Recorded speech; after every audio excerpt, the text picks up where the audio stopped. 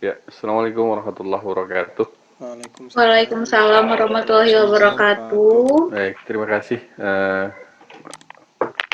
Yang ini kita akan masih mendengarkan beberapa ulasan dari teman-teman ya, yang belum menjanjikan. Nah,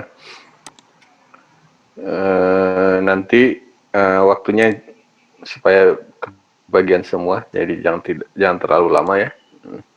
Jadi 5 menit, 10 menit lah maksimal ya.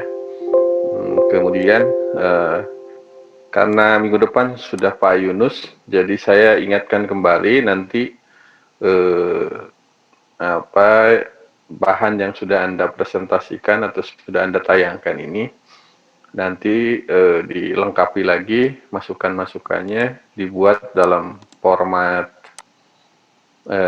tabel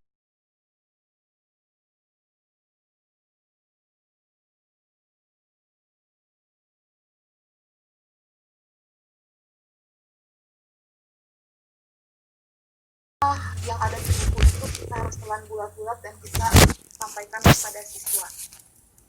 Hal yang bermasalah di sini yang pernah saya temukan adalah bahan ajar yang kurang relevan dan konsisten, khususnya dalam materi kebahasaan. Sebagai contoh misalnya di dalam buku Bahasa Indonesia kelas 7, di situ misalnya ada struktur kaidah kebahasaan dalam teks berita, ada kata kerja ada kata kerja yang ada pada teks berita dan ada juga kata kerja yang ada pada teks lainnya. Jadi penspesifikasian bentuk struktur atau misalnya kaidah kebahasaan dalam sebuah teks itu tidak ajak begitu. Nah, jadi sebetulnya ketidakajakan ini yang memang membuat siswa itu jadi kurang paham. Lalu perbedaan apa yang mendasar kaidah kebahasaan berita dengan teks lainnya, Bu? Gitu. Jadi siswa banyak mempertanyakan hal itu. Nah, makanya sebagai guru, kemahiran guru dalam mengeksekusi bahan ajar ini juga perlu. Selanjutnya, minim bahan ajar yang benar-benar menggali potensi. Nah, jadi banyak materi tanpa ada proses evaluasi di akhir. Kebanyakan bahan ajar menggunakan banyak teori dan materi, mungkin karena memang bahan ajar itu didesain khusus untuk pendampingan siswa begitu ya dalam belajar. Oke, baik, selanjutnya. Nah, dari latar permasalahan itu saya petakan di dalam tabel seperti ini. Dimensi pembelajarannya itu pemanfaatan bahan ajar dalam pembelajaran bahasa Indonesia. Dan dari latar masalah itu saya maksimalkan lagi menjadi 4 bagian. Di situ yang latar belakang masalahnya pembelajaran bahasa yang kurang komunikatif. Nah, ini permasalahannya seperti apa? Permasalahannya yang pertama, rendahnya kompetensi komunikatif guru. Bukan tidak semua, tetapi memang kalau saya sebelum ini memang melakukan studi pendahuluan dan guru pun mengamini itu gitu. Jadi memang benar bahwa adanya kompetensi komunikasi guru bahasa Indonesia. Terus juga yang kedua, model kelas yang besar menyebabkan aktivitas siswa tidak merata. Yang selanjutnya, interaksi kelas kurang berjalan secara optimal. Apalagi sekarang ketika di masa pandemi benar-benar waktu terbatas seperti itu dan memang mengalami kesulitan dalam berkomunikasi. Bagaimana menciptakan ruang komunikatif begitu ya dalam pembelajaran. Selanjutnya, solusi teoritisnya, pembelajaran bahasa dapat melatih komunikasi siswa. Nah, jika memang pembelajaran bahasa dilatih untuk melatih komunikasi siswa, bagaimana cara siswa berkomunikasi dalam kehidupan sehari-hari, ya begitu pula gurunya yang harus mengajarkan, berarti dia harus optimal dalam itu. Selanjutnya, solusi praktisnya dalam pembuatan bahan ajar seperti apa? Nah, pembuatan bahan ajar yang bersifat komunikatif antar guru baik dan siswa. Nah, pembuatan bahan ajar yang komunikatif ini bisa dilakukan dengan berbagai macam media. Baik media, untuk sekarang kan banyak media digital dan lain hal. Nah, selanjutnya Selanjutnya, ataupun misalnya mencoba media-media baru seperti word wall begitu, terus atau media yang memang menunjang kreativitasan siswa. Selanjutnya, pembelajaran bahasa yang disajikan secara hibrid. Ini permasalahan atau kondisi pembelajaran yang ada bahwa aspek-aspek kemahiran berbahasa masih disajikan secara terpisah. Misalnya, guru mengajarkan keterampilan minimal, seakan-akan guru hanya terfokus pada keterampilan tersebut. Padahal, sebetulnya solusi teoritisnya itu pembuatan bahan ajar yang terintegrasi ada memuat 4 keterampilan, yaitu menyimak, membaca, berbicara, dan menulis. Dan bahan ajar mungkin bisa solusi praktisnya itu dengan mengintegrasikan 4 keterampilan berbahasa itu dengan membuat bahan ajar yang bersifat tematik. Selanjutnya, ya, pemikiran guru dalam mengeksekusi bahan ajar dan mengevaluasi. Baik, di sini permasalahan kondisi atau pembelajaran penggunaan bahan ajar kurang relevan dan konsisten, khusus materi kebahasaan yang sebagaimana tadi sudah dijelaskan. Lalu ada juga perihal kemahiran guru dalam mengevaluasi. Tentunya bahan ajar juga tidak hanya tidak berisi materi, tetapi bagaimana bahan ajar bisa mengevaluasi juga. Nah, biasanya untuk tahap evaluasi, itu kecenderungan belum mengukur kemahiran berbahasa. Nah, solusi teoritisnya, bahan ajar dikaitkan dengan kemampuan pengetahuan, keterampilan, dan sikap. Jadi, tidak hanya masalah pengetahuan, tapi dan sikap. Selanjutnya, solusi praktisnya, penyesuaian bahan ajar dengan indikator dan kompetensi yang dicapai. Karena memang bahan ajar itu dibuat untuk mencapai kompetensi tertentu, maka harus disesuaikan pula. Selanjutnya, minim bahan ajar yang benar-benar menggali potensi. Nah, ini permasalahannya sumber bahan ajar yang biasa diajarkan bisa terlalu luas atau bisa terlalu sempit, atau mungkin terlalu mendalam atau terlalu dangkal. Nah, seharusnya untuk bisa menggali potensi siswa memang harus disesuaikan. Bahan ajar yang diberikan kepada siswa itu memang harus disesuaikan. Lalu solusi teoritisnya, menentukan dan memilah bagaimana jenis materi, ruang lingkup, penyajian, dan treatment atau perlakuan di dalam bahan ajar itu yang sesuai dengan potensi siswa. Selanjutnya, solusi praktisnya, bahan ajar yang berbasis suatu pendekatan secara terintegrasi. Intinya berarti kita bisa membuat suatu bahan ajar yang berbasis suatu pendekatan yang secara terintegrasi. Di dalamnya mungkin bersifat logis, sistematis, dan memiliki langkah-langkah yang terstruktur dengan tema atau sesuai konteksnya. Seperti itu. Baik, sudah Pak. Demikian teman-teman pembahasan dari saya. Mungkin apabila nanti ada yang mau ditanyakan, silahkan. Baik, terima kasih Fatimah. Nanti kita diskusikan ya beberapa hal ya tentang bahan ajar ini. Karena berkait juga dengan yang lain-lain sih sebetulnya. Bahan ajar secara teoritis memang ada bahan ajar yang ideal ya. Ada bahan ajar yang ideal yang memang harus disusun oleh seorang guru sih sebenarnya, karena bahan ajar itu yang idealnya sebenarnya disusun oleh guru. Tetapi sekarang ini kan faktanya ada beragam hal ya, termasuk juga pemerintah mengeluarkan buku teks yang juga sebetulnya yang nulisnya juga bukan pemerintah sih sebenarnya, yang nulisnya tetap saja para guru dan para ahli. Hanya persoalannya apakah memadai atau tidak, cocok atau tidak, itu kan yang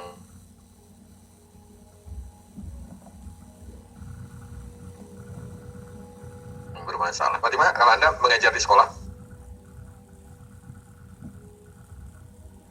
Iya, betul Pak.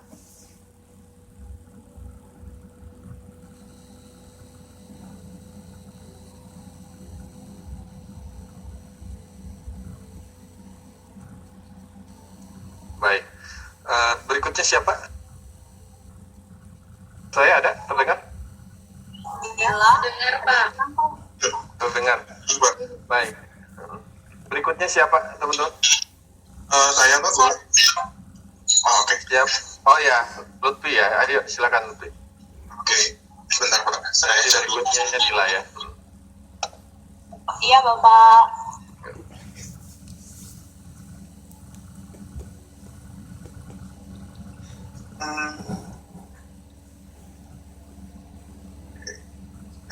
Sebentar Pak, ini ada error laptopnya. Oke, sudah terlihat jelas? Diperbesar. Halo? Terlihat kurang besar, baik. Iya, di zoom. Oke, selamat siang teman-teman. Di sini yang mau saya highlight, yang mau saya utamakan adalah tentang pembelajaran drama di sekolah. Jadi kenapa saya membahas ini? Ini berdasarkan pengalaman saya mengajar di beberapa sekolah, terutama yang di Bandung dan beberapanya. Jadi pembelajaran sastra yang salah satunya adalah pembelajaran drama, seringkali saya dapat anggapan dari murid adalah sekedar tampil, sekedar lulus, atau bahkan yang paling ekstrim adalah sudah berdiri di depan saja mereka sudah menuntut nilai. Nah, walaupun saya mendapatkan juga dari dosen saya bahwa tujuan sastra adalah pembelajaran sekolah, salah satu tujuannya adalah untuk rekreasi. Tapi di sini memang tujuannya untuk bermain, tapi yang ada di sekolah yang saya ajar malah menjadi tempat untuk bermain-main teman-teman. Artinya tujuannya menjadi melenceng di sini. Nah, kenapa hal tersebut bisa terjadi? Yang saya alami lagi di sekolah saya adalah guru sendiri itu tidak begitu paham tentang sastra. Yang mungkin ketika kuliahnya juga tidak begitu menyukai tentang sastra. Kemudian gurunya sendiri tidak bisa mencontohkan, tidak mau atau bahkan tidak percaya diri ketika misalnya tentang drama, tentang puisi. Mereka itu malah enggan membacakan, enggan mencontohkan sedikit aktingnya. Bahkan seringkali di sekolah saya, ketika pembelajaran sastra, saya tidak ada jam mengajar, tiba-tiba dipanggil ke sekolah untuk mengajar sastra itu pada jam tersebut saja. Nah, saya rasa itu pun akan menjadi sebuah permasalahan karena si muridnya pun mendapatkan beberapa guru dalam jam yang sama, begitu. Kemudian, masalah-masalah lagi yang saya dapatkan dari sisi guru adalah guru tidak memahami metode pengajaran sastra yang baik itu bagaimana. Lalu kemudian guru sendiri tidak tahu bagaimana penampilan sastra yang baik. Jadi mereka sendiri yang saya rasakan adalah cenderung tidak memiliki referensi bagaimana pertunjukan sastra yang baik itu bagaimana. Mereka juga jarang menonton, jarang melihat, atau bahkan tidak mempelajari bagaimana pertunjukan yang baik. Kemudian juga dari sisi muridnya adalah murid tidak memiliki contoh yang baik karena gurunya tersebut juga tidak bisa mencontohkan. Murid juga belum mengenal sastra dengan baik, dan khusus untuk drama adalah waktu latihan yang tidak banyak. Seperti yang teman-teman alami juga yang mengajar, bahwa untuk drama itu kalau tidak salah hanyalah 4 pertemuan jatahnya di KIKD-nya, yang artinya bahwasanya pertemuan pertama itu adalah dia akan mengenalkan bagaimana drama, lalu pertemuan keempat sudah harus dites, dan untuk pertemuan kedua dan ketiga dalam waktu 2 minggu itu untuk anak-anak itu cenderung sulit untuk berlatihannya, untuk mengenalnya, apalagi ketemu gurunya juga hanyalah seminggu sekali biasanya. Dan kalaupun untuk latihan, kesulitan yang paling sering mengeluh ke saya adalah waktunya. Untuk latihan itu mereka sering sekali sulit mencocokkan waktu antara murid satu dan juga murid yang lain, teman-teman. Nah, kemudian ada juga murid tidak menyukai sastra, dan juga ini yang jarang, tapi saya menemukan beberapa murid saya berkata dia takut dengan ejekan, dia takut dengan bahwa nanti itu akan diejek, dia takut bahwa nanti akan jelek, padahal tidak ada tuntutan harus menjadi seorang profesional juga dalam sebuah pertunjukan drama sekolah. Oke. Ini kutipan yang saya menjadi acuan. Menurut saya adalah untuk mencapai permainan yang hidup tidaklah cukup bila aktor sekedar berpura-pura. Ia harus benar menghayati peran, yang artinya bila harus membuat pikiran, perasaan, watak, dan jasmaninya berubah menjadi si aktor yang akan ia perankan. Sedangkan kembali lagi dengan permasalahan yang tadi, untuk mencapai ini itu sangat sulit, teman-teman. Nah, solusi yang menurut saya diperlukan adalah perlunya ada media, metode pembelajaran drama efektif, mudah dipelajari, dan juga efisien. Kemudian adalah perlu waktu latihan yang lebih banyak. Namun melihat keadaan ini akan menjadi sangat kesulitan, apalagi di tengah-tengah pandemi seperti ini. Oke, perlu mendatangkan seorang ahli sastra. Mungkin ini bisa, tapi juga memakan mungkin biaya atau mungkin menciptakan waktu dengan pematerinya lagi. Walaupun kebetulan sekolah saya waktu itu sempat beberapa kali bisa, alhamdulillahnya. Kemudian mendatangkan role model untuk memberikan contoh yang baik. Nah, di sini saya menggagas sebuah media yang pernah saya sebutkan juga teman-teman dulu. Ini pernah saya coba pada sebuah kelompok kecil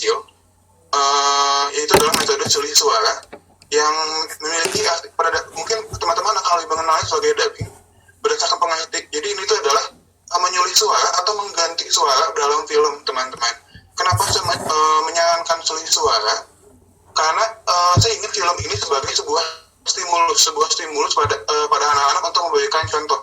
Jadi misalnya jika seorang anak tersebut ingin mendapatkan menjadi acting sebagai kakek-kakek, bagaimana dia hanya akan tinggal menonton film orang sudah berakting jadi kakek-kakek ataupun peran-peran yang dia butuhkan juga, teman-teman.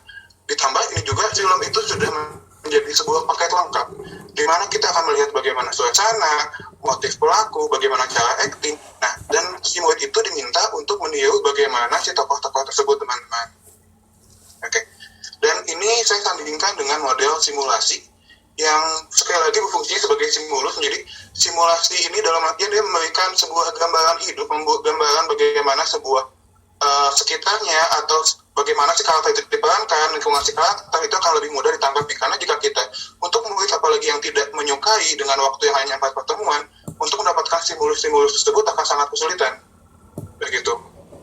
Nah, untuk aplikasinya, dan di sini saya menggunakan aplikasi berbasis Android, jadi HP yang mungkin bisa digunakan oleh banyak anak-anak, apalagi sekolah online 80% atau mungkin sudah lebih banyak sudah memiliki HP. Itu kita di sini saya menggunakan aplikasi namanya VN atau Vlog Now, di mana kita hanya tinggal menggunakan cuplikan film dan juga nanti hanya tinggal digantikan suaranya, teman-teman. Dan langkah-langkahnya juga saya sempat mencoba menyusun langkah-langkah kecilnya. Yang pertama adalah kita memberikan stimulus dulu berupa film tersebut kepada anak-anak ini, tapi dengan catatan dia di sini menganalisis bagaimana aktingnya, bagaimana latarnya, dan juga bagaimana kemananya. Kemudian ketika sudah fasih, dia akan mencoba menyulit suara, namun di sini menyulit suaranya adalah berbarengan dengan si karakter yang diperankannya. Misalnya jika dia sedang menonton film kakek-kakek, si kakek-kakek tersebut sedang berbicara, dia pun mengikuti berbarengan dengan si kakek tersebut, menyamakan intonasi, menyamakan motivasinya, dan menyamakan hal-hal yang lain yang ingin ditirunya, hingga akhirnya dia sudah terbiasa, barulah si siswa itu tersebut mencoba menyulit suara itu sendirian, teman-teman. Kemudian dan langkah ini dapat diulangi beberapa kali hingga siswa tersebut hingga lancar, dan ini dapat dilakukan di rumah. Maka ini menurut saya dapat mengatasi tadi susahnya pertemuan, susahnya untuk apalagi dalam masa pandemi ini bisa latihan di rumah juga, sehingga nanti bisa suatu kelompok ingin beradu acting, mereka bisa bisa latihan secara online dengan cara seperti ini, teman-teman. Begitu. Hanya segitu saja, Pak, kebetulan. Yuk. Udah selesai, Pak? Sudah, Pak. Ya, baik. Terima kasih. Drama ya, nanti kita diskusikan juga. Ada menarik menurut saya tentang drama ini. Walaupun jam sekarang kan sebetulnya drama itu dianggap sebagai sama dengan yang lain, dianggap sebagai satu genre teks ya, satu genre teks. Itu genre sastra ya. Nah, nanti kita diskusikan lah. Ada yang menarik menurut saya di bidang drama ini. Berikutnya siapa? Dila tadi ya? Iya, Bapak. Iya, silakan Dila. PPT-nya dari Teh Astri. Iya, silakan.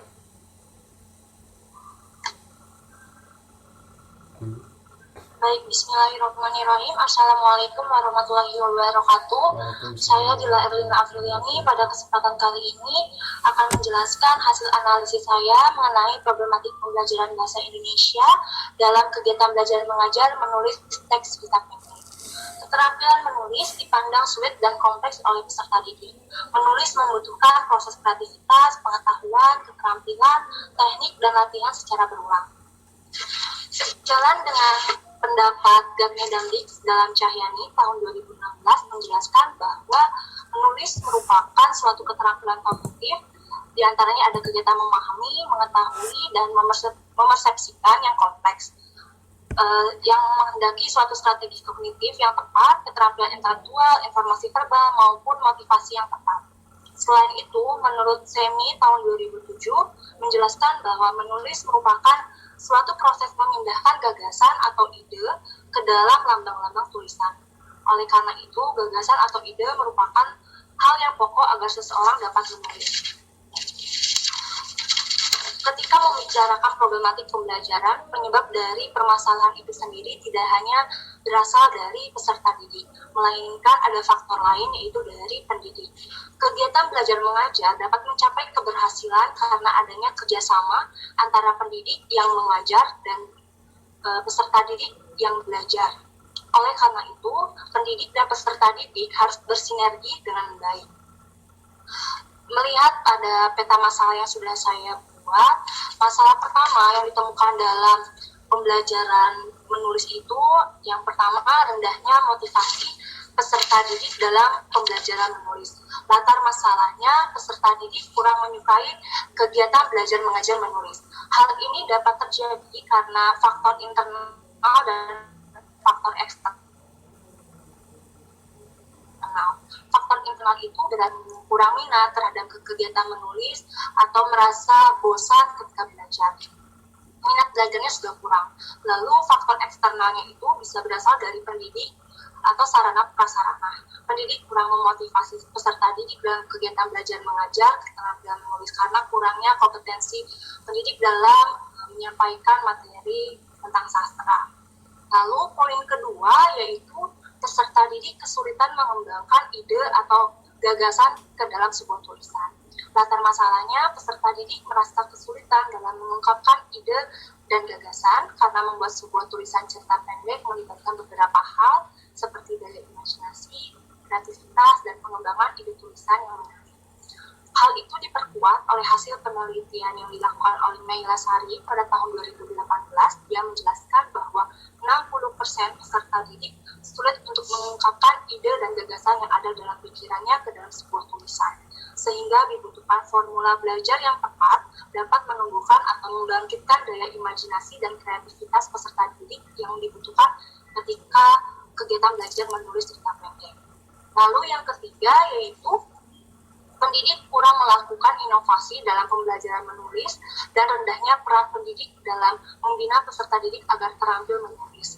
Latar masalahnya, yang pertama itu proses pembelajaran yang membosankan, sehingga peserta didik tidak ada keinginan untuk belajar sastra. Lalu pendidik yang mengajar tidak memiliki kompetensi yang memadai dalam bidang sastra, tidak menggunakan model dan teknik yang inovatif, serta tidak memiliki bahan ajar yang memadai. Sudah sangat jelas, pendidik perlu memiliki inovasi dalam mengelola kegiatan pembelajaran dan memilih sebuah model pembelajaran yang tepat dan efektif sehingga menarik untuk meningkatkan kreativitas peserta didik dalam keterampilan menulis. Dari beberapa masalah yang sudah saya sampaikan, saya memberikan beberapa solusi. Yang pertama itu solusi teoretis. Pendidik perlu memotivasi dan memberikan latihan menulis kepada peserta didik. Karena menurut Zainur Rahman 2013, latihan menjadi kunci utama untuk menguasai keterampilan menulis. Jadi, dapat menulis bisa karena terbiasa. Lalu, pendidik harus mampu menumbuhkan kecintaan menulis pada diri peserta didik. Menurut Abidin 2012, mencintai menulis adalah modal awal bagi siswa agar mau menulis hingga akan menjadi seorang yang terbiasa menulis. Jadi peserta didiknya ditumbuhkan rasa kecintaannya terhadap menulis. Lalu berdasarkan Undang-Undang Republik Indonesia Nomor 14 Tahun 2005 Pasal 20, pendidik melaksanakan proses pembelajaran yakni merencanakan pembelajaran, melaksanakan proses pembelajaran, lalu yang bermutu serta menilai dan mengevaluasi hasil pembelajaran mulai dari perencanaan, pelaksanaan hingga evaluasi. Lalu solusi praktisnya yang pertama yaitu peserta didik perlu dilatih secara berulang.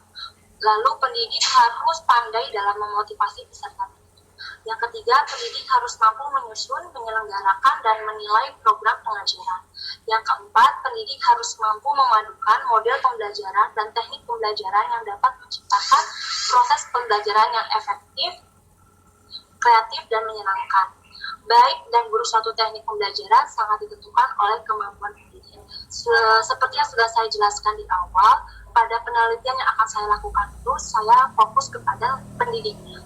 Bagaimana seorang pendidik akan menciptakan kegiatan belajar mengajar yang inovatif dan kreatif. Tentu saja masalah yang muncul itu memang pada saat kegiatan belajar untuk peserta didiknya. Tapi yang menjadi saya tawarkan untuk masalah tersebut dari sisi kliniknya. Bapak, sekian presentasi dari saya. Mohon maaf jika banyak kesalahan. Wassalamualaikum warahmatullahi wabarakatuh. Waalaikumsalam. Terima kasih Dila. Udah bisa cerita pendek ya. Baik, berikut siapa lagi yang belum? Alam, Pak. Oh iya, Alam, silakan Alam. Pak. Ya, silakan.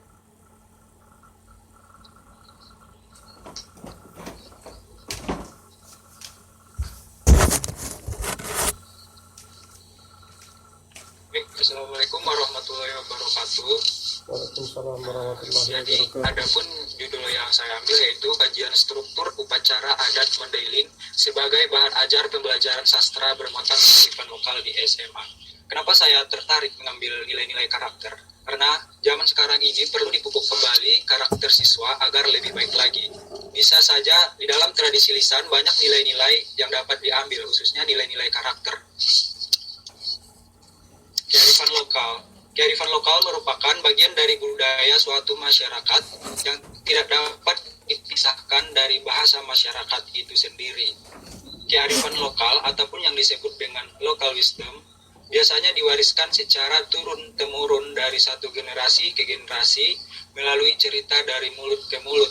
Kearifan lokal ada di dalam cerita rakyat, peribahasa, lagu, dan permainan rakyat.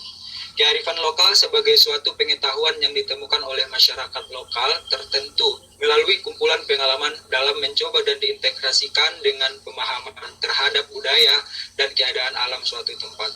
Itu pendapat dari Padma Nugraha pada tahun 2010 halaman 12. Adapun permasalahan yang saya temukan, sebenarnya di sini ada dua permasalahan. Dari segi guru ataupun dari segi siswanya yang sudah disinggung juga tadi oleh rekan sebelumnya. Tapi saya menspesifikkannya seperti ini. Yang pertama, permasalahan ataupun kondisi pembelajaran. Pembelajaran sastra yang bermuatan kearifan lokal masih kurang diminati oleh peserta didik.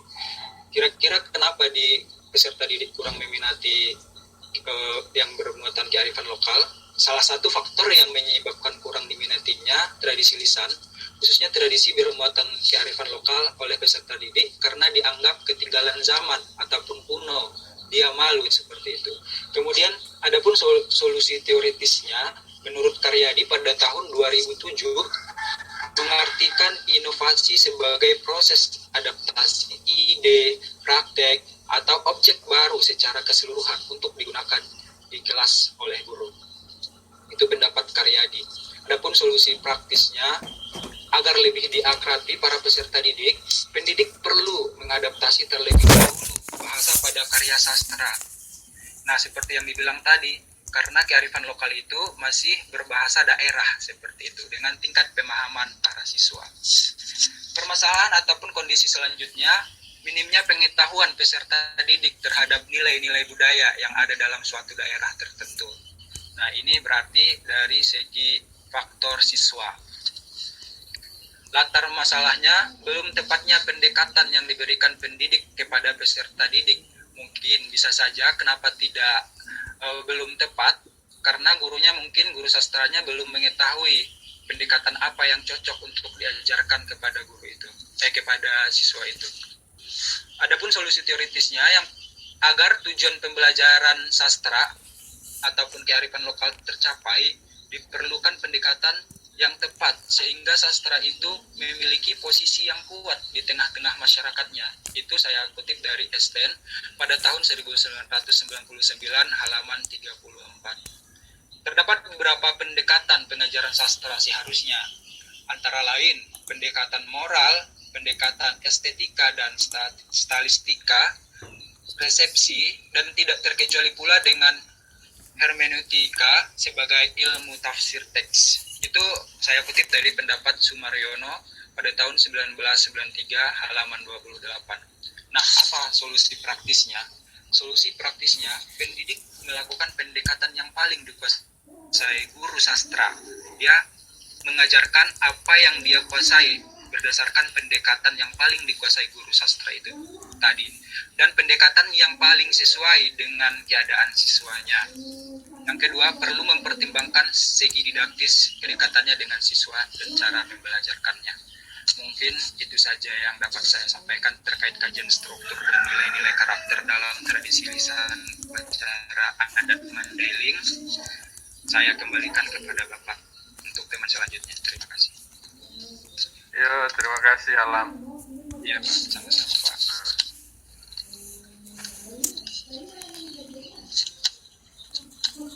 Masih ada yang belum?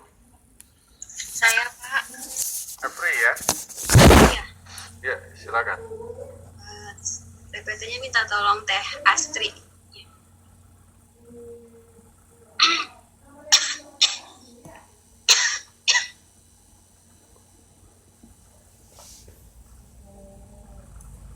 Baik, Assalamualaikum warahmatullahi wabarakatuh.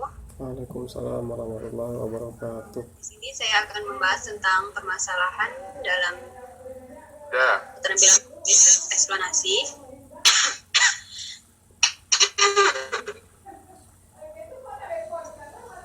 Beberapa permasalahan yang didapat dari pertama yaitu dari peserta didiknya dulu, yaitu peserta didik itu sulit menuangkan ide dan gagasan ke dalam bentuk tulisan. Selanjutnya, peserta didik cenderung pasif dalam pembelajaran menulis teks eksplanasi serta minat dan motivasinya kurang sehingga keterampilan menulis teks eksplanasi ini cenderung rendah. Yang selanjutnya berhubungan dengan keterampilan membaca, yakni kurangnya minat membaca yang menyebabkan minimnya kosakata yang dimiliki sehingga dalam membuat teks eksplanasi ini dalam penguasaan isinya cenderung tidak relevan. Dari segi pendidik, yang pertama yaitu pendidik tidak menemukan strategi atau tidak menggunakan strategi pembelajaran yang tepat untuk meningkatkan kemampuan menulis, khususnya kemampuan menulis teks eksplanasi. Yang kedua, suasana dalam pembelajaran belum formal sehingga siswa tidak nyaman untuk berpikir kreatif. Yang ketiga yaitu terbatasnya media pembelajaran yang digunakan sehingga dan metode yang digunakan tidak bervariasi. Solusinya yaitu dengan menggunakan yang pertama ada dengan menggunakan model pembelajaran. Model pembelajaran ini sangat penting dalam sebuah pembelajaran karena model pembelajaran yang digunakan berpengaruh terhadap hasil dan capaian di dalam sebuah pembelajaran. Solusi dan permasalahan yang saya bilang tadi yang pertama yaitu perlu adanya latihan karena menulis merupakan sebuah keterampilan yang dapat dengan berlatih terus-menerus. Jadi menulis itu tidak didapat dengan instan seperti itu. Yang kedua,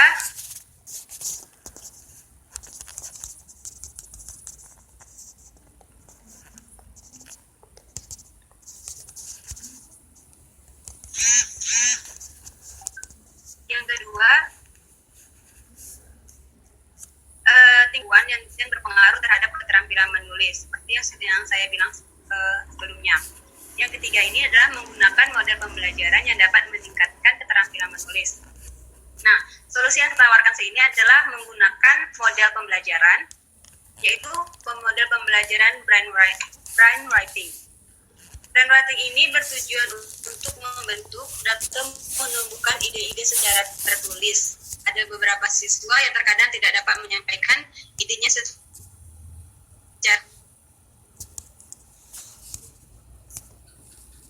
lisan.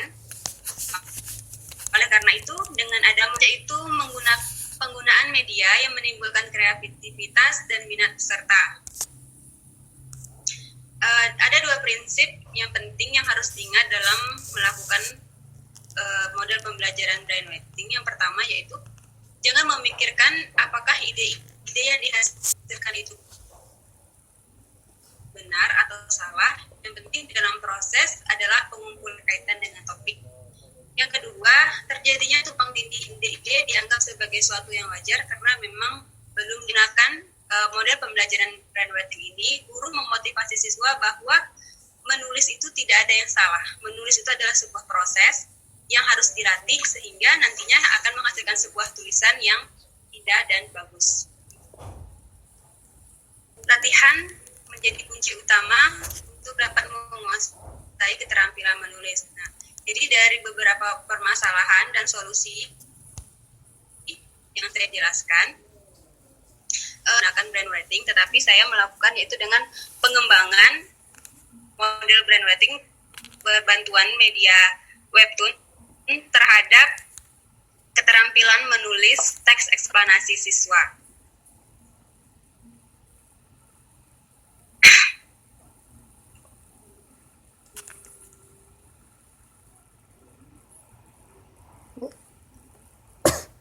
Sebentar.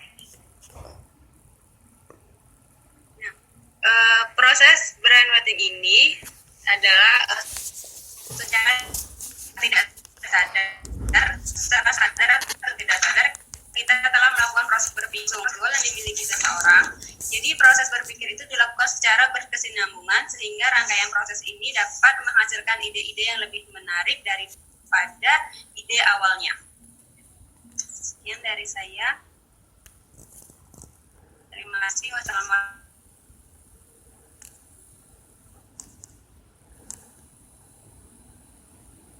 warahmatullahi wabarakatuh. Waalaikumsalam warahmatullahi wabarakatuh. Terima kasih. Tiara? Teks eksplanasi ya? Masih ada, Pak. Tiara ya? Iya, Bapak. Satu lagi ya? Iya, Pak. Iya. Ayo, silakan Tiara. PPT-nya sama Teh Astri. Yes.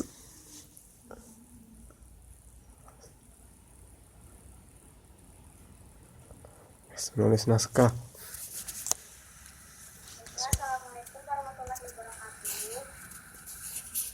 Di sini saya akan menjelaskan problematika pembelajaran bahasa Indonesia pada naskah drama. Nah, keterampilan menulis merupakan suatu keterampilan bahasa yang dipergunakan untuk berkomunikasi secara tidak langsung, tidak secara terbuka dengan orang lain. Menulis merupakan suatu kegiatan yang produktif dan ekspresif. Dalam kegiatan menulis ini, penulis harus terampil memanfaatkan struktur bahasa dan kosakata.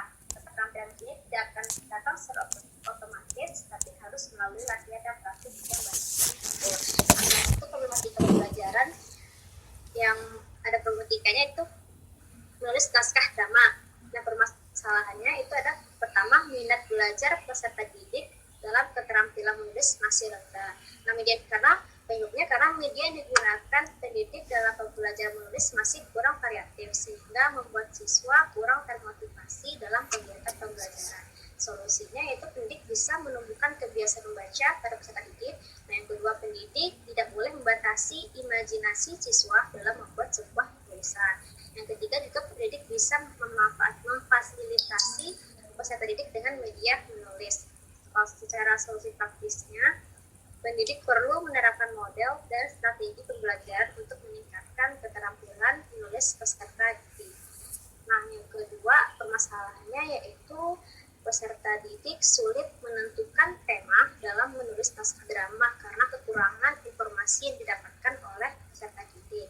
Nah, latar belakangnya itu karena terkadang pendidik hanya memberikan tugas dan peserta didik dibiarkan mengejarkan tugas tersebut dengan sendiri tanpa didampingi oleh guru. Nah, yang kedua, kurang fasilitas dari pendidik dalam menunjang kegiatan pembelajaran menulis naskah drama. Solusi yang bisa digunakan yaitu pendidik perlu mendorong peserta didik untuk mengumpulkan informasi yang sesuai berupa materi tentang naskah drama sehingga peserta didik mudah menemukan hasil imajinasinya ketika menulis naskah drama. Nah, yang ketiga, permasalahannya yaitu peserta didik sulit menentukan tema dalam menulis naskah drama karena kekurangan informasi yang didapatkan. Maksud saya yang ketiga, peserta didik kesulitan dalam menuangkan ide atau gagasan ke dalam sebuah tulisan. Nah, latar belakangnya karena minimnya kebiasaan menulis peserta didik.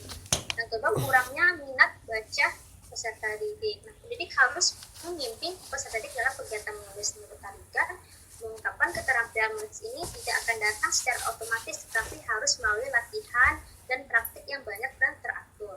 Nah, solusinya yaitu pemilihan media pembelajaran diperlukan untuk menunjang atau untuk membantu proses kreatif peserta didik dalam mengembangkan sebuah cerita, misalnya dengan media film, komik, ataupun dengan media gambar. Permasalahan yang terakhir yaitu peserta didik tidak menyukai pembelajaran naskah drama, karena pendidik dalam proses pembelajaran kurang menciptakan pembelajaran yang aktif dan menarik bagi peserta didik. Kadang pendidik hanya menjelaskan materi dengan metode ceramah saja, sehingga membuat siswa menjadi bosan. Nah, solusinya itu pendidik harus berupaya meningkatkan kreativitas pembelajaran apresiasi sastra, salah satunya dalam menggunakan strategi pembelajaran. Juga pendidik harus dapat mengubah model pembelajaran yang konvensional agar siswa tertarik untuk mempelajari dan mudah memahaminya, sehingga dapat meningkatkan hasil belajar peserta didik. Itu saja yang bisa saya sampaikan. Saya kembalikan ke Bapak untuk berbicara. Terima kasih. Baik, Tunun, ada beberapa hal yang mungkin kita bisa dalam ya dan kita diskusikan. Walaupun nanti ada beberapa yang saya coba ringkas karena topiknya sebetulnya berdekatan. Yang agak berbeda itu mungkin yang media, kemudian yang drama, kemudian tradilisisan, berikutnya kan tentang menulis ya.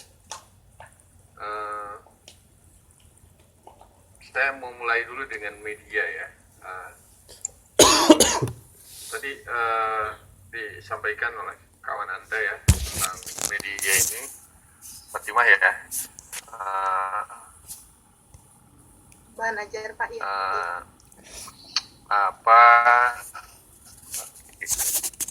Media bahan ajar ya. Sebetulnya begini, persoalan bahan ajar itu Fatimah, sekarang ini kita mungkin dihadapkan pada bukan hanya konten sih sebetulnya ya. Kalau konten kita selama ini kan bisa berdebat dan ada kecenderungan klasik ya tentang konten itu. Jadi konten itu bisa jadi klasik kita ini menghadapinya karena memang muatannya berbeda antara yang satu dengan yang lain, dan itu kan sangat bergantung pada pemahamannya para penulisnya. Tetapi sekarang yang menjadi tuntutan sebetulnya adalah bagaimana mengemas bahan ajar itu ya. Jadi kalau tadi Anda mau memadukan keterampilan, mau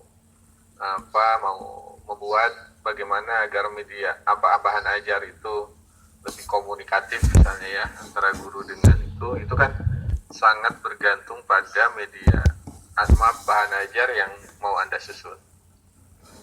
Nah, nanti tolong Anda lebih fokus sih sebetulnya bahan ajar yang Anda maksud itu yang mana? Apakah yang Anda tadi sebut misalnya buku paket ya dengan segala karakteristiknya. Tentu saja buku paket juga memiliki banyak perspektif dari masing-masing penulisnya.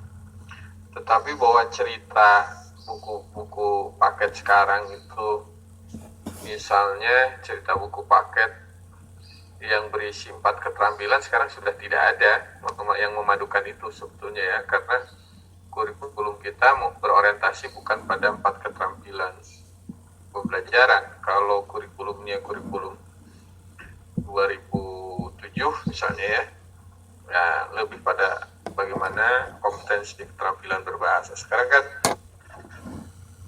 kompetensinya kepada bagaimana penggunaan itu. Nah, jadi Anda juga harus agak hati-hati mengintegrasikan 4 keterampilan dalam posisi sekarang buku ajar kita sudah tidak lagi berorientasi pada 4 keterampilan berbahasa, karena itu dianggap sebagai sebuah tools ya, sebagai sebuah alat saja untuk seseorang menguasai bahasa dan menguasai komunikasi berbahasa. Jadi bahan ajarnya itu sesungguhnya sekarang tantangan yang paling besar sekarang ini adalah bagaimana mengemas bahan ajar agar dia mudah dipahami oleh anak. Yang kedua, dia punya nilai-nilai kebaruan sebetulnya di dalam bahan ajar. Nah, jadi itu tantangannya sih sebenarnya sekarang itu yang paling berat itu ya. Jadi bukan lagi pada perdebatan bagaimana apakah bahan ajar ini komunikatif atau tidak, karena pilihan komunikatif atau tidak itu sangat bergantung pada jenis bahan ajar apa yang mau kita sajikan, gitu ya. Buku teks tentu saja ada prosedur, ada ketentuannya bagaimana buku teks itu ditulis ya. Dan itu akan berbeda Anda buatnya di dalam bentuk modul.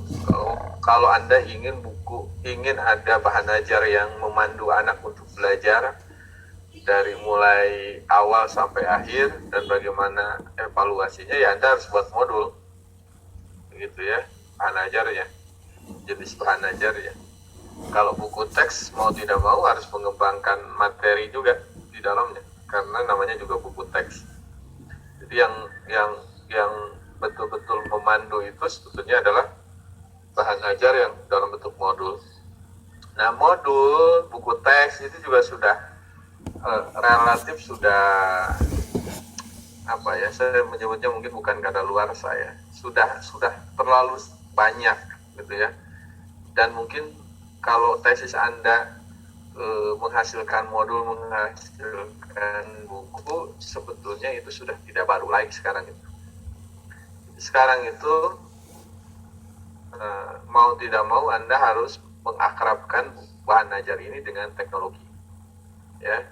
Jadi bahan ajar itu harus dipadukan dengan teknologi. Jadi sekarang ini nilai kebaruan dari bahan ajar itu bukan hanya pada kontennya, gitu ya. Kontennya misalnya Anda memberi perspektifnya dari sudut pandang mana, memberi basisnya pada sudut pandang mana. Tapi bukan hanya itu sih sebetulnya bahan ajar sekarang.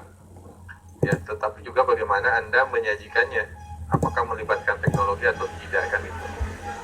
Nah, sekarang mau tidak mau, suka tidak suka, ya teknologi menjadi bagian dari kedekatan bahan ajar kepada anak-anak. Jadi problem bahan ajar itu di sana ya Fatimah sekarang itu.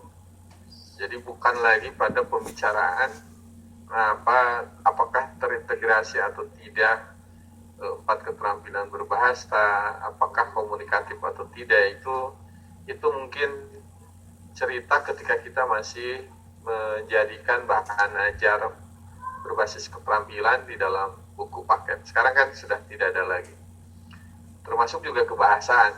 Kebahasaan hadir bukan sebagai sebuah ilmu ya di dalam buku teks sekarang atau di dalam bahan ajar sekarang, tapi kebahasaan itu hadir sebagai sarana bagaimana anak-anak memiliki kemampuan menulis atau memahami teks yang itu dihantarkan melalui bahasa. Kan itu aja sih sebetulnya. Jadi mengapa bahasanya dipelajari?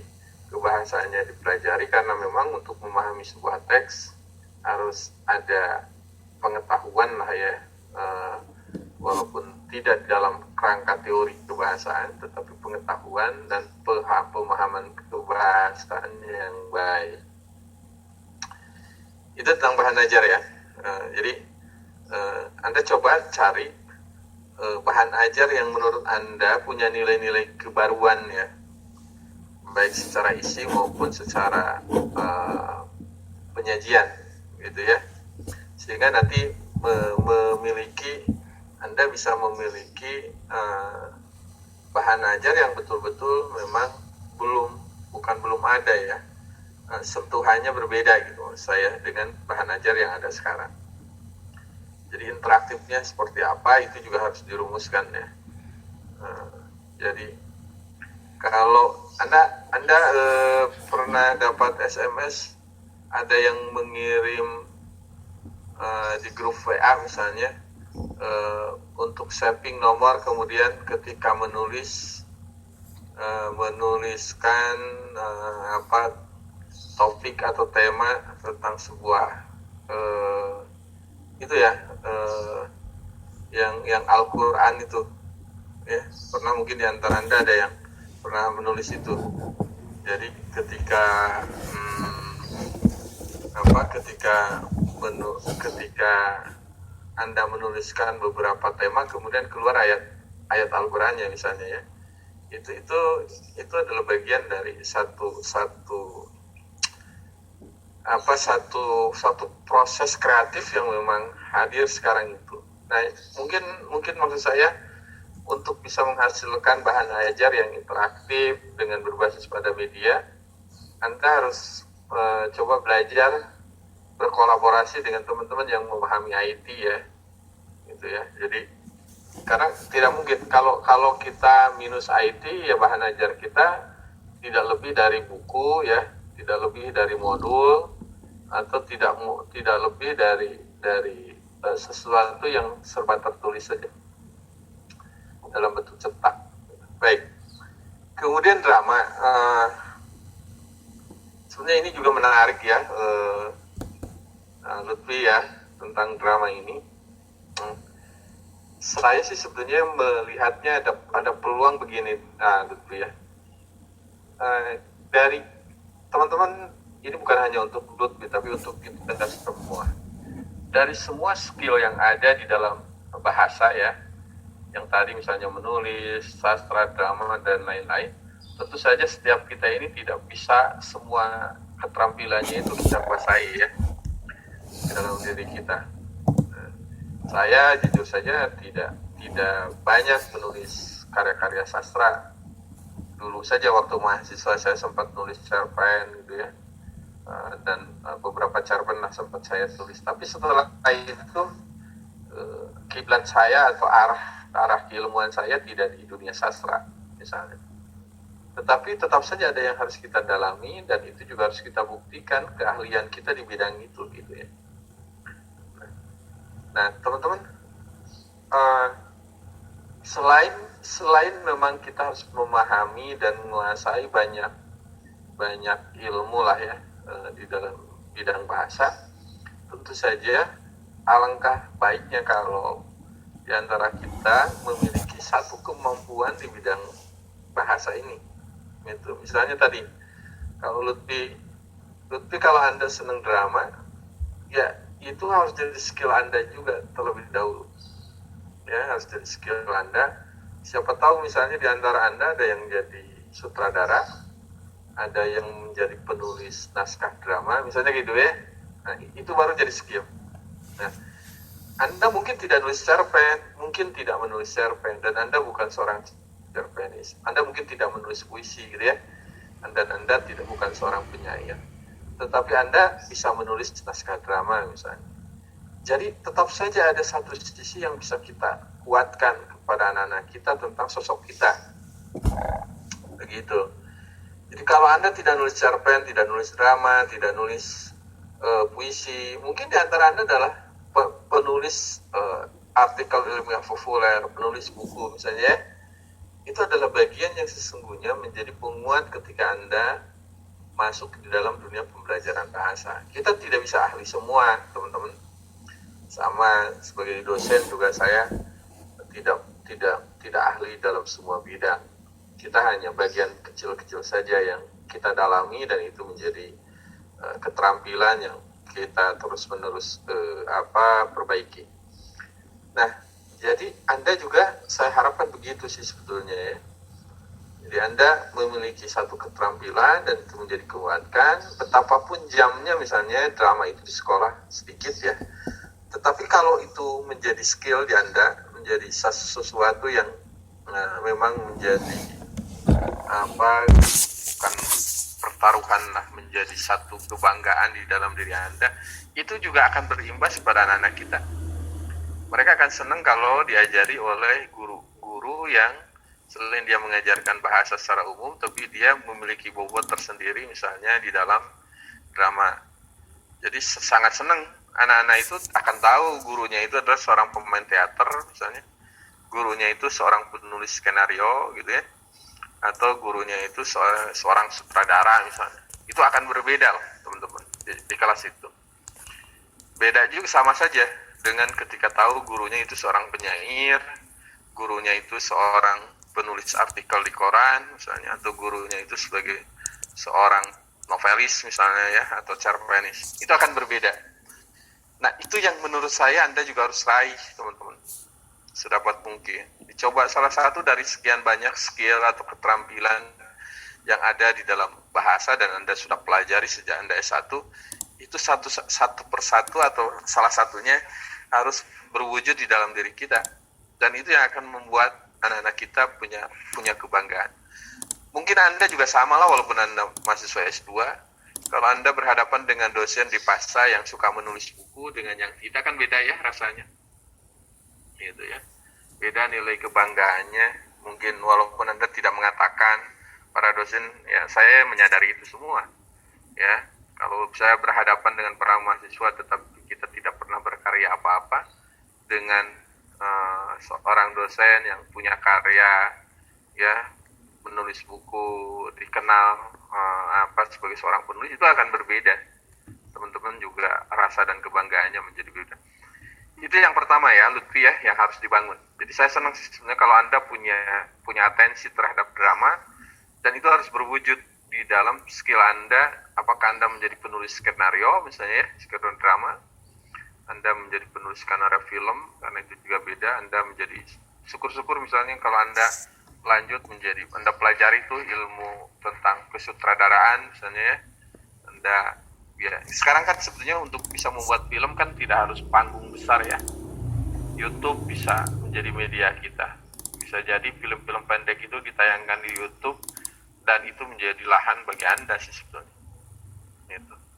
Sekarang ini kan kalau Anda jadi selebgram ya, atau Anda menjadi seorang YouTuber, ya itu menjadi tambahan pekerjaan sih sebetulnya yang Anda tidak perlu repot-repot bikin film layar lebar dengan banyak modal kan sebetulnya. Tapi orang akan sangat memahami kan gitu. Dan itu menjadi jalur dan dunia Anda sekarang gitu ya, bukan dunia saya sekarang itu sih sebetulnya, teman-teman. Hal-hal yang seperti itu, saya jujur saja tidak terlalu dekat dengan konten-konten YouTube seperti itu ya. Dan itu butuh kreativitas tersendiri, dan mungkin generasi Anda yang harus mendalaminya.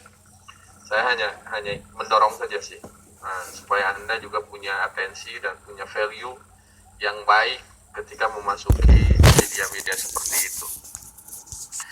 Itu yang pertama. Ya, yang kedua, ada hal penting menurut saya di dunia sastra dan kreativitas itu, yaitu teman-teman begini. Sekarang ini kan kita memasuki yang disebut dengan era dunia kreatif ya. Nah, yang disebut dunia kreatif itu sesungguhnya bukan dunia teknologi kelas tinggi, teman-teman. Ya. Teknologinya standar-standar saja, tetapi yang dibutuhkan adalah bagaimana mengemas semua konten dan disajikan secara kreatif. Kreatif itu kan lain dari yang lain, itu kreatif namanya. Kalau biasa-biasa saja bukan kreatif. Kreatif itu ketika kita menyajikannya berbeda dari yang lain. Nah, kita ini sekarang membutuhkan itu. Nah, anak-anak kita sih sebetulnya ya, dengan kemasan, dengan gagasan Anda yang masih muda, yang masih punya keluasan pikiran misalnya ya, itu seharusnya Anda menjadikan dunia tulis menulis ya, tulis menulis, dunia sastra, dunia bahasa ini sebagai pintu masuki dunia kreatif. Dan dunia kreatif itu sih sebetulnya yang saya bekali. Teman-teman, coba sekali-kali Anda berkenalan lah, atau gimana caranya. Sekarang ini kan sangat mudah sih sebenarnya kita berkenalan dengan para produser ya, dengan para kreator di televisi. Kenapa siaran televisi kita ini banyak yang tidak menarik? Coba sekarang ini kalau ini gara-gara saya ada banyak di rumah sekarang itu ya. UPI kan sekarang juga lagi lockdown ya, lagi tutup sampai tanggal 1 gitu ya. Karena hati-hati juga teman-teman, di UPI itu sekarang sudah ada 3 orang yang positif ya. Ya kebetulan staf yang keseharian memang harus ngantor gitu ya. Nah, jadi sekarang itu justru itu yang dunia kreatif kita gitu ya. Jadi pelajari sebetulnya adalah bahan untuk menjadi orang-orang kreatif. Jadi sekali-kali coba Anda berkomunikasi dengan para produser film, ya. Ya. Kalau Anda lihat, coba Anda seharian tolong lihat televisi, ya. Maksudnya bukan seharian full Anda nonton televisi, bukan. Tapi cek semua channel yang ada di televisi itu. Sekarang ini televisi itu sudah punya segmentasi lain, ya. Terutama media-media yang mainstream aja misalnya. Lihat filmnya itu film anak sekolah, ya, yang kadang-kadang iyalah mendestruktifkan sekolah sebagai media percintaan lah begitu misalnya, ya. Nah, tetapi itu diisi terus menerus kan. Yang suka tidak suka, kalau Anda menyetel gitu-begitu juga kan gitu, ya.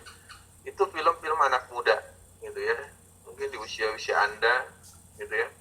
Nah, film itu, dan itu mungkin ketika dihadirkan itu ada segmennya, ya, ada penontonnya gitu, ya. Nah, Anda bergeser misalnya ke itu 10 hari itu yang disiarkan adalah film tentang bagaimana penderitaan seorang istri, ya, karena suaminya diselingkuhi. Saya jadi hafal nih gara-gara ada di rumah sekarang. Misalnya, kan jadi itu ada segmennya dan itu ada penontonnya. Jangan-jangan coba aja cek aja ibu Anda itu nonton itu enggak, atau istri Anda misalnya. Nah, itu nonton itu tidak misalnya. Jadi itu menjadi bagian, ya, dari kreativitas. Pada akhirnya produk dicarilah topik-topik, tema-tema di dalam dunia kreatif, dunia drama, dunia pementasan, mana segmen yang memang bisa disentuh oleh bisa menyentuh masyarakat. Tiba-tiba kan sekarang mungkin di musim di mana banyak kaum perempuan, istri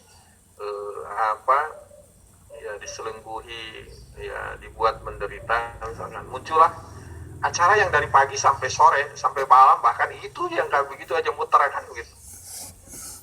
Nah, kemudian ada televisi yang kesehariannya mungkin Anda jenuh dengan karena yang diputar itu juga gitu, ya, urusan COVID, urusan politik, urusan pilkada sekarang, ya. Urusan konflik yang satu dengan yang lain gitu, ya, kepentingan kekuasaan seperti misalnya kan gitu, ya. Nah teman-teman, ini kan sebetulnya permainan dunia kreativitas dari sisi gagasan. Bagaimana kita meraih satu sisi yang berkait dengan kebutuhan dan sentuhan kemasyarakatan, dan itu ditarik oleh masing-masing segmen. Nah, semuanya tentu yang dicari adalah rating, karena ketika rating bagus dia dapat iklan. YouTuber juga kan hidupnya dari iklan kan, sama. Ketika Anda menjadi follower gitu, ya, dan atau follower Andanya jutaan, orang mau beriklan kan di dalamnya misalnya. Atau ketika Anda menyajikan sebuah konten itu menjadi viral gitu, ya. Jadi keberuntungan media itu adalah keberuntungan viralitas sekarang itu, ya. Kalau istilah media itu disebutnya rating, lebih banyak menonton. Kalau di media sosial istilahnya adalah viral, ya. Nah, jadi poinnya sama sih antara viral dengan itu. Nah, teman-teman, televisi yang lain juga begitu kan, sama, masing-masing punya segmentasinya, gitu, ya. Dan semua orang mencari sisi-sisi mana yang memang dibutuhkan oleh masyarakat dari sudut pandang informasi, dan dengan cara itu kemudian ditawarkan agar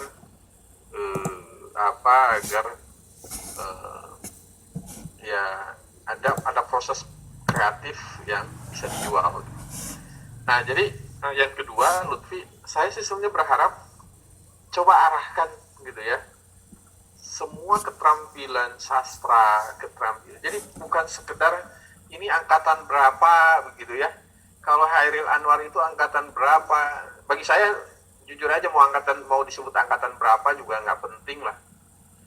daripada orang punya kreativitas, kemudian kreativitasnya itu bisa menghasilkan sesuatu yang dengan cara itu kemudian dia bisa, tanda petik, bisa hidup di masyarakat. Justru sastra itu harusnya membangun ilham untuk itu, gitu. Membangun kreativitas untuk bisa survive juga, sama seperti itu. Jadi bukan sekedar pengetahuan cerpen itu apa, novel itu apa, drama itu apa, bukan itu sebetulnya yang diharapkan. Tetapi itu menjadi keterampilan, dan dengan keterampilan itu kita memasuki dunia kreatif, gitu ya. Dan dunia kreatif itu sebetulnya adalah dunia ide, ya, bukan dunia teknologi. Dunia kreatif itu dunia ide. Bahwa ide itu dihantarkan oleh teknologi itu ya, tetapi ada banyak teknologi yang minus ide, akhirnya nggak jadi apa-apa gitu. Sebaliknya, kita ketika punya ide yang baik, punya segmen yang baik, coba Anda di saat-saat seperti ini banyak berpikir, merenung, mencari celah gitu ya, dalam kejumudan dan kejenuhan Anda ada di rumah, itu jadikan sebagai celah bagi Anda sambil menyelesaikan tesis dan lain-lain. Anda mungkin punya gagasan, punya ilham, dan dengan kemampuan Anda itu saya yakin di generasi Anda bisa melakukan terobosan yang jauh lebih kreatif. Termasuk pembelajaran gitu. Ini harus dibagaimanakan, dibuat lebih kreatifnya seperti apa gitu. Sehingga memang bisa diterima. Teman-teman, ketika bimbel sudah jadi ruang guru, ini ceritanya kan sudah bukan lagi bimbel ya, tapi itu sudah bisnis yang triliunan kan gitu. Nah, itu yang saya maksudkan dengan kreativitas gitu. Ya. Jadi persoalan kemudian ada investor, ada yang lain-lain, itu persoalan teknis. Tetapi gagasannya itu ya yang brilian itu gitu ya. Yang kemudian pertemuan formal bimbel ketika anak datang dan lain-lain kemudian dimodifikasi menjadi sebuah pendekatan teknologi kan, dengan bayaran yang lebih murah misalnya dibanding dengan bimbel secara langsung, dan dia bisa menyajikan atau bisa menghadirkan apa yang terjadi di ruang kelas dalam bentuk virtual, bahkan lebih dari sekedar pertemuan di ruang kelas. Nah, itu yang bagus ya. Jadi saya berharap dari teman-teman itu ada banyak gagasan itu ya, termasuk drama itu. Jadi kalau kita hanya mengajarkan drama adalah, ya itu persoalan besar kita. Tetapi bagaimana anak-anak itu COVID jadi sebuah drama misalnya begitu ya. Kemudian semua peristiwa di dalam hidup ini menjadi sebuah drama. Ketika kita melihat betapa banyak aktivis ditangkapi misalnya, itu bisa kita menjadi ide untuk semua peristiwa yang ada di sekitar kita itu adalah ide untuk kreatif gitu ya. Bagi kita, bagi orang-orang yang to create gitu ya, itu yang kreator gitu ya, yang inisiator. Baik, kemudian menulis cerpen, teks cerpen, eksplanasi itu sama saja ya. Dan yang terakhir juga sama tentang menulis. Jadi itu sama sih sebetulnya, hanya medianya yang berbeda ya, genre teksnya yang berbeda. Jadi intinya sih sebetulnya kan di sana ya intinya. Jadi apakah itu mau cerpen, apakah mau eksplanasi, sebenarnya itu kan hanya menulisnya. Proses kreatifnya adalah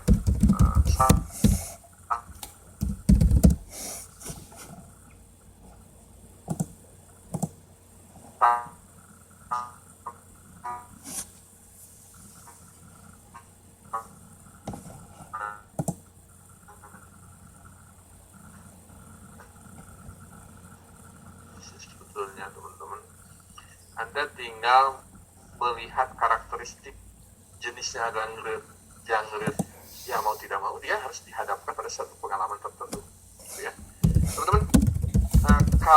Kalau anak-anak itu ada di lingkungan maritim misalnya ya, di pantai misalnya, sekolah Anda itu ada di pantai, anak-anak yang yang sekolah di sekitar sekolah Anda itu adalah orang-orang pantai misalnya.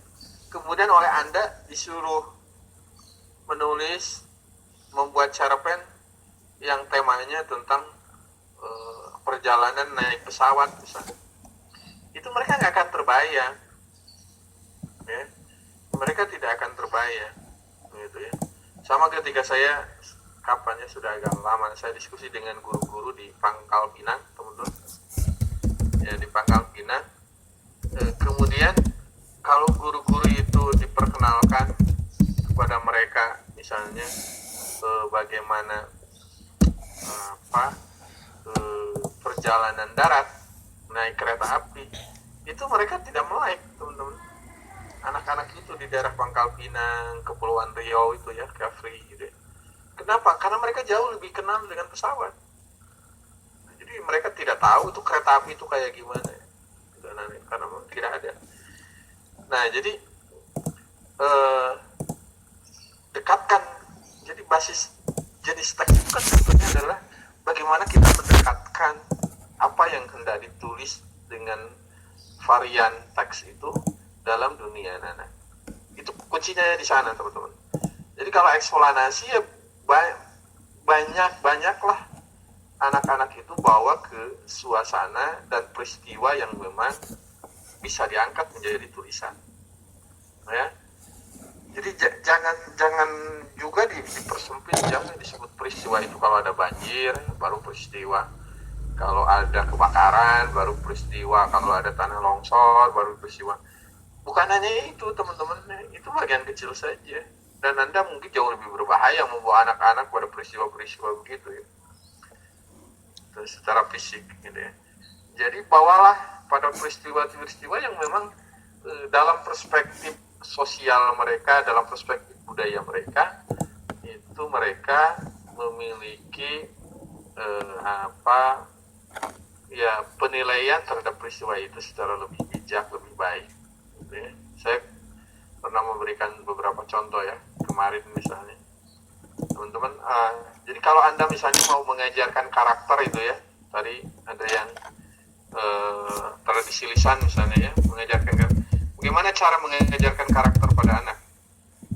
Saya kan kalau nggak salah di forum ini atau di tempat lain saya pernah menyampaikan, ajari anak itu bersentuhan langsung dengan peristiwa yang membuat dia terilhami dari peristiwa itu. Karena itulah cara yang paling pas untuk mengajarkan karakter, teman-teman. Jadi nggak bisa karakter itu adalah karakter baik itu adalah nggak bisa begitu. Jadi kalau Anda mau mengajarkan kepekaan pada anak, mengajarkan empati pada anak, masukkan anak pada satu peristiwa, pada satu dunia di mana dia bisa bersentuhan. Mau empati terhadap kemiskinan, sentuhkan anak itu dengan kemiskinan. Bukan berarti dia harus miskin, bukan. Tapi dia disuruh bersentuhan dengan kemiskinan. Caranya gimana? Gampang Anda sebagai seorang guru. Misalnya, kalau Anda mau menulis cerpen misalnya ya, kalau Anda mau menulis cerpen, misalkan suruh anak itu mewawancarai dulu seorang tokoh. Misalnya kalau di perkotaan misalnya, cari misalnya di antara anak itu ada yang mewawancari pengemis. Dalami betul kehidupan pengemis itu. Baru setelah itu dia suruh menulis cerpen tentang pengemis. Itu akan lain dalamnya. Sentuhannya akan lain karena dia sudah belajar meriset dulu pengemis itu bagaimana. Misalnya dengan cara itu sebenarnya karakter itu akan terbangun, teman-teman. Jadi bukan sesuatu yang dihafal. Karakter itu sesuatu yang dipraktekkan secara langsung, diadaptasi sehingga kita bersenyawa dengan peristiwa itu. Ya, jadi kalau kita mau menjadi pribadi yang empatik, menjadi pribadi yang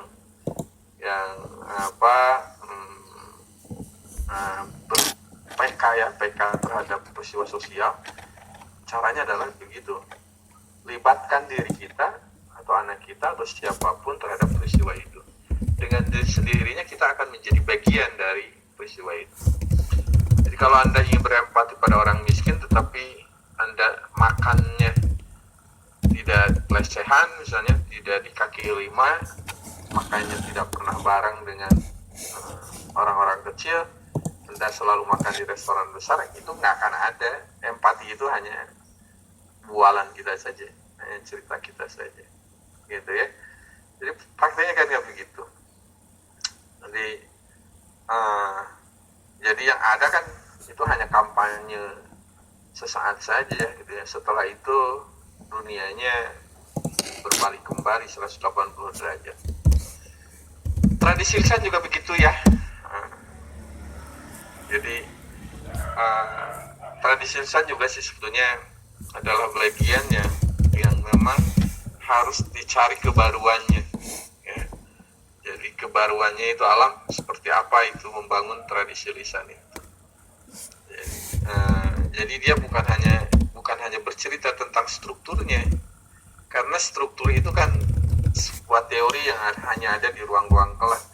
Tapi bagaimana caranya supaya tradisi lisan itu menjadi bagian dari, sekarang kan bukan hanya bagaimana cerita lama, tradisi lisan itu bisa membangun dan membangkitkan kembali marwah budaya lokal, tapi sekarang juga bisa menjadi bagian dari cara merekatkan masyarakat, cara membangkitkan ekonomi masyarakat, gitu kan. Itu juga sudah menjadi budaya lisan, ya, tradisi lisan itu juga bisa menjadi ajang perekat untuk menumbuhkan daerah-daerah pariwisata, gitu ya. Dan itu balik lagi ke urusan industri kreatif, teman-teman. Jadi kreativitas itu yang berharga, dan pada saat-saat tertentu orang kan sekarang tidak lagi menonton sesuatu yang mewah. Mungkin kita pergi ke Amerika ingin lihat gedung-gedung pencakar langit, ya, pergi ke Dubai ingin lihat gedung pencakar langit. Tetapi sesungguhnya banyak manusia, teman-teman, yang perginya itu ke tempat-tempat yang dia bukan hiruk pikuk gitu, tapi ingin ke tempat-tempat yang dia butuh kenyamanan, ketenangan. Makanya sekarang teman-teman muncul juga kan istilah wisata spiritual gitu ya. Nah, kenapa? Karena sekarang kan ini kan muncul ya abad 20-an ini, teman-teman. Wisata spiritual. Sekarang kan orang bangun masjid juga dibagus-baguskan, ya, walaupun itu juga ada banyak yang menentangnya. Karena apa? Karena itu akan menjadi tempat wisata religi juga. Ya syukurlah kalau orang datang ke masjid, mudah-mudahan juga sambil nonton menaranya, dia juga akan ikut sholat kan begitu di masjidnya. Atau yang lain kan. Sebentar lagi mungkin ada wisata pendidikan. Nanti wisata juga tentang tradisi.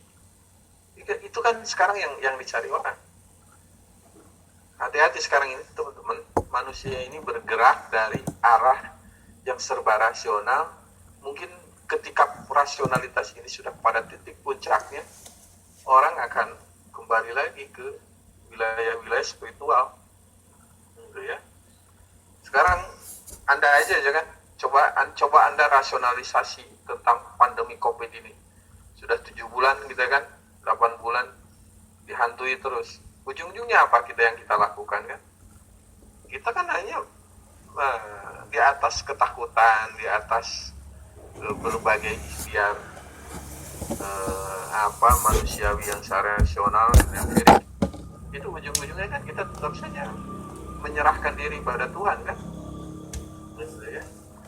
Dulu saya untuk pergi ke masjid misalnya di awal-awal kan berapa kali itu tidak Jumatan, ya, sebagai laki-laki gitu.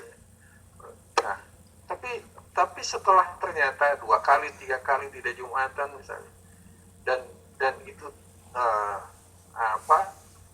ya akhirnya kan fatwa MUI dan lain-lain, masjid Istiqlal ditutup dan lain-lain, itu kan maksud saya bukan tidak menyelesaikan masalah, itu bagian yang juga tidak memberi jawaban terhadap kondisi kan begitu ya, bahwa tetap kita menjaga protokol dan lain-lain itu adalah bagian dari ikhtiar kita.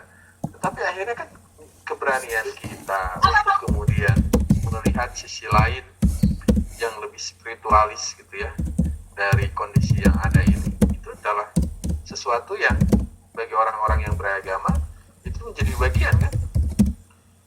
betapa banyak orang yang kemudian terilham dari itu semua gitu ya. Gitu. Anda bisa bayangkan apa kehidupan yang serba rasional gitu ya, kehidupan yang serba penuh dengan kecanggihan teknologi dan lain-lain gitu ya, ekonomi kita dan lain-lain terontok oleh makhluk kecil yang kasat mata aja nggak bisa dilihat, yang kita kan tidak pernah tahu. Anda kan tidak pernah melihat virusnya kan ya, yang lihat virusnya kan mereka yang ada di laboratorium kan. Nah, yang ukurannya adalah nano gitu kan. Jadi itu maksud saya, teman-teman, agak melebar saya bercerita. Jadi baik bahan ajar gitu ya, drama, menulis maupun tradisi lisan, itu sebetulnya tolong arahkan pada satu prinsip, itu menjadi media membangun kreativitas. Jadi letaknya itu kan sebenarnya di gagasan. Ketika Anda bisa menulis cerpen kan karena ada proses kreatif di dalam diri Anda. Nah, proses kreatif itulah yang harus ditransformasi kepada anak-anak kita, pada siapapun, sehingga itu menjadi skill yang dengan itu sebetulnya harapan akhirnya adalah kita bisa bersaing, kita bisa berkolaborasi dalam kehidupan sekarang. Teman-teman, ini catatan saya, notit saya. Banyak ahli, banyak orang yang dia ikut di dalam proses kreatif, sesungguhnya dia tidak punya basis ilmunya. Tetapi sebaliknya juga banyak orang yang tahu proses kreatifnya, proses ilmunya, tapi dia tidak berkecimpung di dalam dunia kreatif. Ya seperti kita ini, teman-teman, kan Anda kan pernah diajari bagaimana cara menulis cerpen, Anda diajari bagaimana cara menulis novel kan gitu ya, bagaimana cara menulis cerita, bagaimana cara menulis skenario kan, itu kita kuasai itu ilmunya, bagaimana caranya. Tapi kita nggak pernah nulis-nulis dan kita nggak pernah terjun ke dunia kreativitas, sehingga jangan salahkan produknya kayak begitu terus gitu sampai kapanpun. Seragam sekolah hanya jadi simbol, di dalamnya bukan belajar, hanya tempat pencarian jodoh gitu ya. Kemudian guru dan dosennya kayak badut kan, itu diperlakukan seperti badut yang tolol kan, karena memang orang yang berpikirnya itu. Kita orang-orang yang punya perspektif ke depan justru tidak melakukan proses kreativitas itu persoalannya gitu ya. Tidak pernah punya gagasan bagaimana agar warna cerita di dalam siaran televisi itu adalah cerita yang full value gitu ya, punya nilai yang baik. Ini tantangan kita ya teman-teman, terutama Anda yang sebetulnya mungkin Anda harusnya sekarang masuk di dalam proses kreativitas itu. Selain kepekerjaan Anda mengajar, itu sebenarnya lahan yang menurut saya cukup menjanjikan. Hanya Andanya belum mencoba aja. Baik, silakan ada pertanyaan.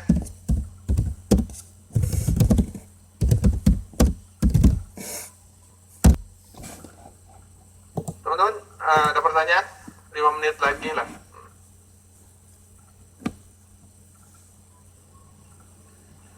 Baik, kalau tidak ada, sekali lagi, semua yang sudah Anda tayangkan tadi coba direview lagi ya, rapihkan kembali, atau tambahkan kalau dari diskusi kita ada hal-hal yang memang layak ditambahkan dengan gagasan-gagasan yang baru mungkin ya. Kemudian setelah itu, jadi maksimal 3 halaman saja ya, 3 halaman 1 spasi sudahlah gitu, beri identitas Anda ya.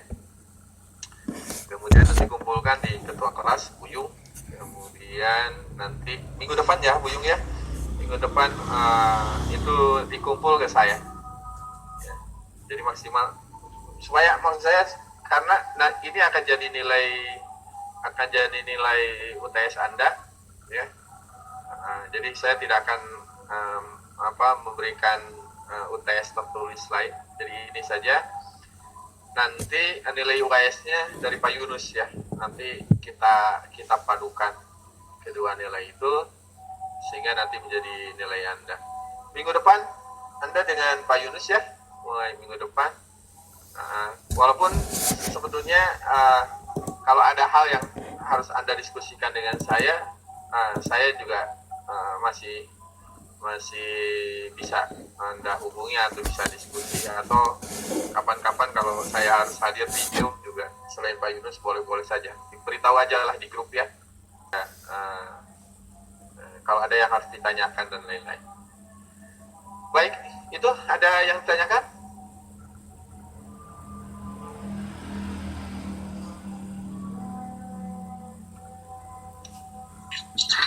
Pak, mohon izin Pak, untuk email Bapaknya Pak, belum diinformasikan. Nanti di grup aja ya. Oh baik Pak, baik Pak. Nanti di grup atau di WA, di Japri oleh saya. Di grup aja ya. Nanti emailnya saya sampaikan. Ada yang lain?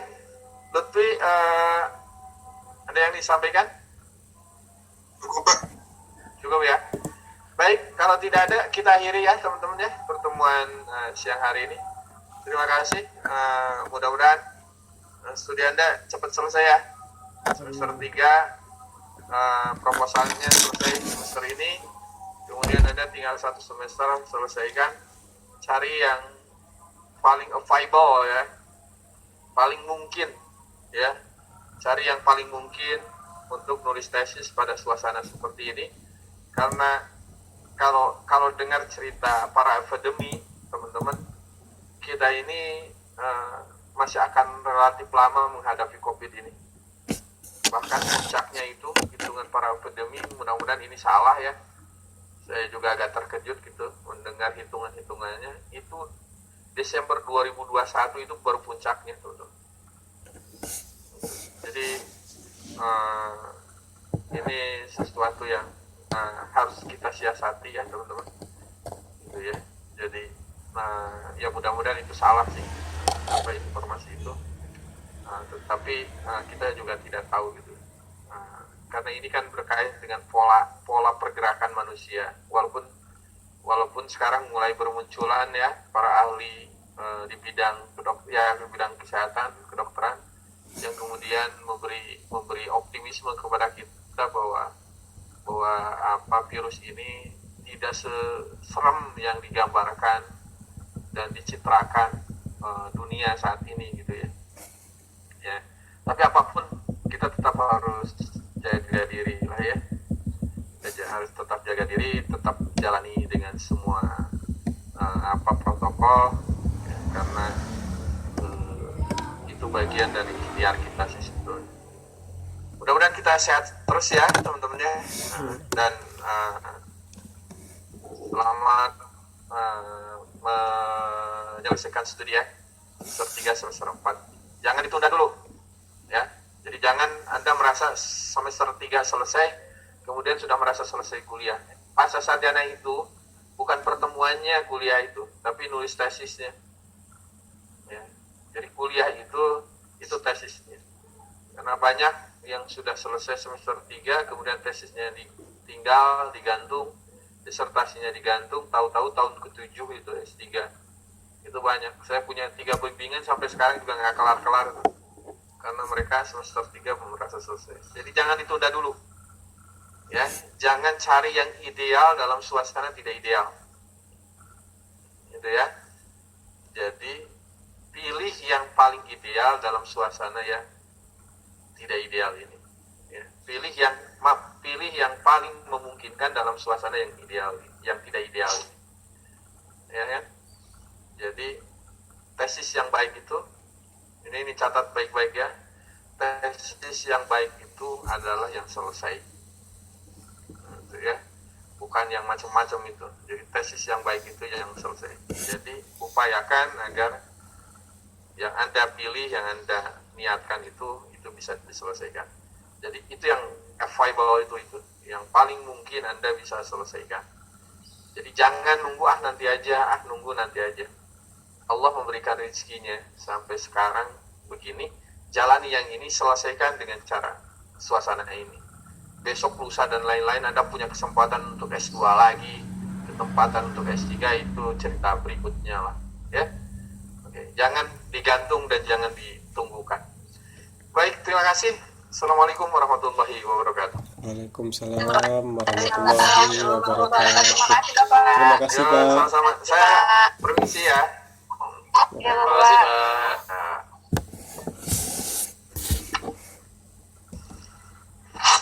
Buyung, kamu lagi di mana? Lagi ikut UKBI. Rani parah kan? Buyung gak ikut UKBI, Ran? Iya. Titip salam ya, sama Mbak. Ada yang mau KBI Halo, bulan Mbak. November? Iya, maaf. Nah, ikut UKBI udah ada janji soalnya. Iya tahu. Sama siapa, Bu? Ini sama mbaknya di depan ini. Oh, pantesan. Lagi pacaran. Iya, teh mau pulang ke Jogja, jadi harus disempet-sempetin katanya gitu. Hai.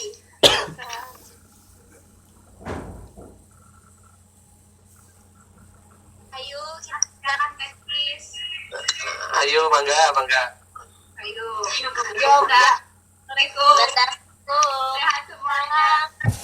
Tema cukup Dadah. Ya, terus. Dadah, Amin. Waalaikumsalam warahmatullahi